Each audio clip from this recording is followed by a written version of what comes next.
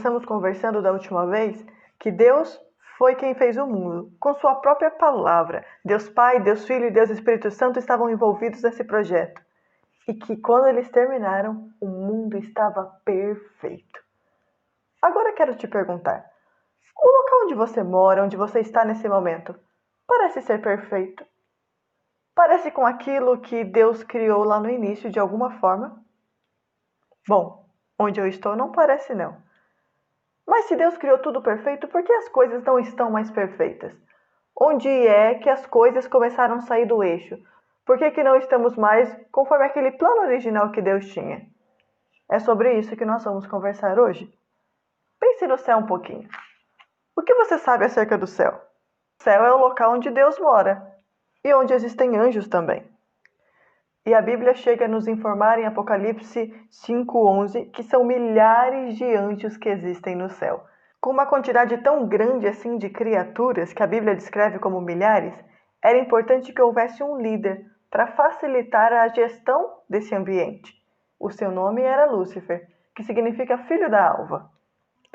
A Bíblia descreve esse ser da seguinte maneira: Tu eras querubim da guarda ungido, e te estabeleci. Permanecias no monte santo de Deus e no brilho das pedras andavas. Perfeito eras nos teus caminhos, desde o dia em que foste criado, até que se achou iniquidade em ti. Quando você pensa num anjo, você já pensa geralmente num ser bonito, não é? Mas esse anjo aqui era o mais bonito, o mais inteligente, o mais sábio do céu. Ele recebia as ordens da boca do próprio Deus. Aqui lemos que ele permanecia no Monte Santo de Deus e repassava essas ordens para os outros anjos. Essa era a tarefa de Lúcifer. Mas o final do texto que li fala que um dia se achou iniquidade nele. Bom, iniquidade significa pecado. E você pode se perguntar como é que no céu um ser perfeito apareceu pecado nele. Existe um texto na Bíblia que nos ajuda a entender. Fala assim: Elevou-se o teu coração por causa da tua formosura. Corrompeste a tua sabedoria por causa do teu resplendor. Veja só então, o problema de Lúcifer inicial foi que o coração dele elevou-se. Isso se chama orgulho. Não é de hoje que o orgulho é um problema. Esse foi o problema que apareceu no coração de Lúcifer. Ele começou a olhar para sua sabedoria, para sua inteligência, para o seu poder, para sua influência, e esqueceu-se que tudo aquilo vinha de Deus. Achou que vinha dele mesmo. Ao alimentar essa atitude no coração, começaram a aparecer também outras coisas ruins na conduta desse anjo. E a Bíblia fala sobre isso também. Escute só o que aconteceu com ele depois. Tu dizias no teu coração: Eu subirei ao céu, acima das estrelas de Deus exaltarei o meu trono, no monte da congregação me assentarei, nas extremidades do norte. Subirei acima das mais altas nuvens e serei semelhante ao Altíssimo. Lúcifer passou a cobiçar o trono de Deus no céu. Sim, ele queria ser adorado, queria ser igualzinho a Deus. E de modo muito sutil, começou a transmitir esse sentimento para os outros anjos.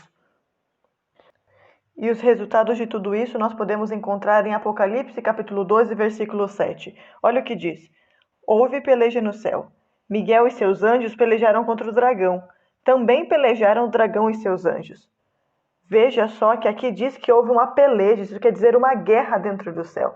O que houve ali foi um grande conflito de ideias. De um lado, Lúcifer promovia suas causas.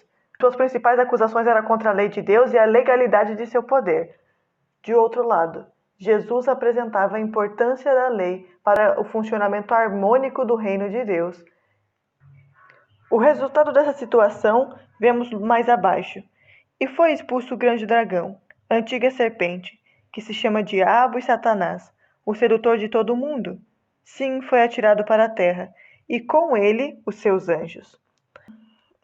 Esse texto nos mostra que Deus resolveu totalmente esse conflito que surgiu no céu. Amém! Não existe mais um resquício de desacordo, de chateação entre os anjos que moram lá. Mas o texto também nos apresenta que esse conflito agora veio para a terra. Esse conflito na terra seria como se fosse o segundo episódio do conflito que surgiu lá no céu. E você se lembra quem estava na terra nesse período? Adão e Eva. aquele casal que não tinha conhecimento do mal. Por isso Deus veio à terra e avisou-lhes que um anjo tinha se revelado no céu e que certamente viria tentá-los. Deus também deu-lhes uma advertência: não deveriam se aproximar da árvore do conhecimento do bem e do mal que estava no meio do jardim. Aquela árvore era o ícone da liberdade deles, mas também era ali o único local que Satanás poderia tentá-los. Portanto, se permanecessem longe da árvore, menos chance havia de serem enganados. E você provavelmente conhece a história. Aquele anjo que se rebelou no céu, ao vir para a terra, deixa de ser conhecido como Lúcifer e passa a ser reconhecido por Satanás, Diabo, Dragão e vários outros nomes. E de fato um dia ele veio tentá-los. Só que ele não ousou fazer isso com a cara limpa. Ele se utilizou de uma serpente. E um dia, quando Eva estava distraída, longe de Adão, Satanás, através da serpente, começa a envolvê-la em uma conversa aparentemente inocente. E depois que Eva estava ali envolvida emocionalmente, ele a leva a questionar aquilo que Deus lhe tinha dito, que não era para comer do fruto daquela árvore. Ele diz assim: é certo que não morrereis, porque Deus sabe que no dia em que dele comeres, se vos abrirão os olhos e como Deus sereis conhecedores do bem e do mal. Eva já estava tão envolvida que, ao invés de se apegar ao que Deus lhe havia dito, deu o braço a torcer pela palavra da serpente. E então ela pega do fruto e come. Logo em seguida, ela pega esse fruto e leva para Adão também. Adão percebeu o que tinha acontecido com Eva, que ela tinha sido enganada, mas o medo de ficar sem a mulher o levou a comer também. E ali entrou o pecado no mundo. Foi ali que Adão e Eva, que eram os governantes do nosso mundo, deram autoridade para Satanás fazer grandes ruínas e misérias que ele já tem feito na história da humanidade. Foi ali que a morte, a dor e o sofrimento entraram na história do nosso planeta. Foi ali que as coisas começaram a sair do eixo. Todas as dificuldades e problemas que vemos e vivemos hoje tiveram início ali, e as mudanças causadas por aquela atitude, Adão e Eva começaram a perceber no exato momento. A natureza começou a dar indícios de uma degradação. As flores começaram a murchar, folhas a cair, alguns animais se tornaram ariscos, outros que eram dóceis se tornaram selvagens. Adão e Eva perceberam que o mundo nunca mais seria o mesmo. De fato, num outro momento, Deus explicou-lhes as implicações daquela atitude que tinham tomado. Agora teriam que viver fora do Éden, e a dificuldade seria a parte constante de sua vida. Mas Deus transmitiu-lhes também uma certeza, uma esperança, de que embora eles tivessem dado espaço para o mal não duraria para sempre. Um dia, Deus também resolveria o problema do pecado no nosso planeta e destruiria de uma vez por todas o mal, representado por aquela serpente. E é muito importante que você tenha em mente que Satanás continua querendo enganar as pessoas hoje. Ele não mudou de estratégia, continua se disfarçando, e seu intuito ainda é o mesmo: levar as pessoas para mais e mais longe do plano de Deus. Atualmente, de diversas formas, Satanás tem se apresentado como anjo de luz e várias pessoas não se dão conta. Todas as vezes que, motivadas pela ansiedade, procuram formas para conhecer o futuro que pertence somente a Deus, elas estão recorrendo a Satanás. Deus fala claramente que basta cada dia com seu próprio mal e que devemos lançar todas as nossas ansiedades a Ele. Existem também, hoje em dia, alguns métodos de cura, muito difundidos entre os médicos, que têm origem em Satanás também, porque não levam em conta os princípios de saúde de Deus. E há pessoas que buscam poderes, conquistar coisas, independente de que sacrifício precisam fazer para isso. E muitas vezes acabam buscando poder em Satanás. Existem também vários tipos de conhecimento, ditos ciências, mas porque não centralizam a Deus, são de origem satânica e nós precisamos tomar cuidado com tudo isso. Certa vez no passado, o povo de Deus foi buscar esse tipo de conhecimento, esse tipo de poder, esse tipo de cura, esse tipo de coisa. E Deus falou claramente para eles algo que ele fala para os seus filhos hoje em dia, lá em Isaías 8,19. Ele disse assim: quando vos disserem, consultai os necromantes, os adivinhos que chiureiam e murmuram, acaso não consultará o povo ao seu Deus? A favor dos vivos se consultarão os mortos? Deus espera que os seus filhos busquem somente a Ele e que estejam satisfeitos com aquilo que Ele lhes provê. Esse é o primeiro grande engano de Satanás: se transformar em anjo de luz, fazer-se parecer com algo que ele não é. Aparentemente se obtém bons resultados, mas no final você está envolvido com Satanás? Agora vamos conhecer o segundo engano. Você encontra na Bíblia também, em Mateus 24:24. Diz assim: porque surgirão falsos cristos e falsos profetas, operando grandes sinais e prodígios para enganar, se possível, os próprios eleitos. Veja como Satanás é astuto. Agora o segundo engano envolve as igrejas.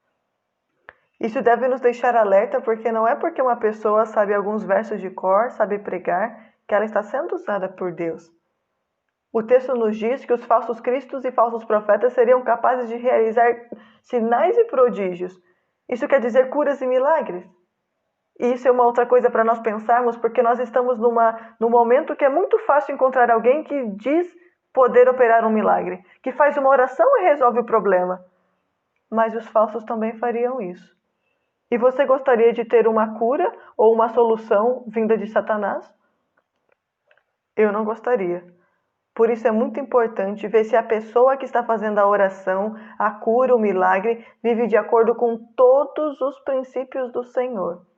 Só assim você estará recebendo uma bênção do céu. Só assim você estará envolvido com coisas do céu. Só assim você receberá poder do céu.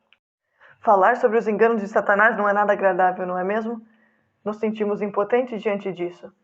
Mas, felizmente, Deus deixou uma forma de não sermos enganados. E Ele nos deixa como se fosse uma armadura. A Bíblia fala disso em Efésios 6, do 10 ao 18. Dentro dessa armadura estão a fé, a oração e a palavra de Deus, que tem grande poder para nos livrar do inimigo.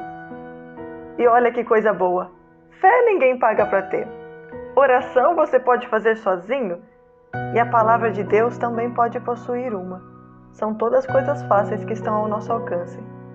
E sabe por que Deus deixou coisas tão simples assim para vencer Satanás? Porque Ele queria que todos os seus filhos vencessem. Nunca foi plano de Deus que um só filho fosse derrotado pelo diabo. E eu fico muito feliz de pensar nessa oportunidade que Deus nos dá, de não sermos vencidos por Satanás. E você não gostaria também de usar essa armadura que Deus nos deixou para também vencer Satanás? Por que você não experimenta orar mais, pedindo que Deus te ajude a não ser enganado? Por que você não procura ler mais a Bíblia para fortalecer a tua fé? Assim você estará certamente seguro contra o diabo. Experimente. Que Deus te abençoe.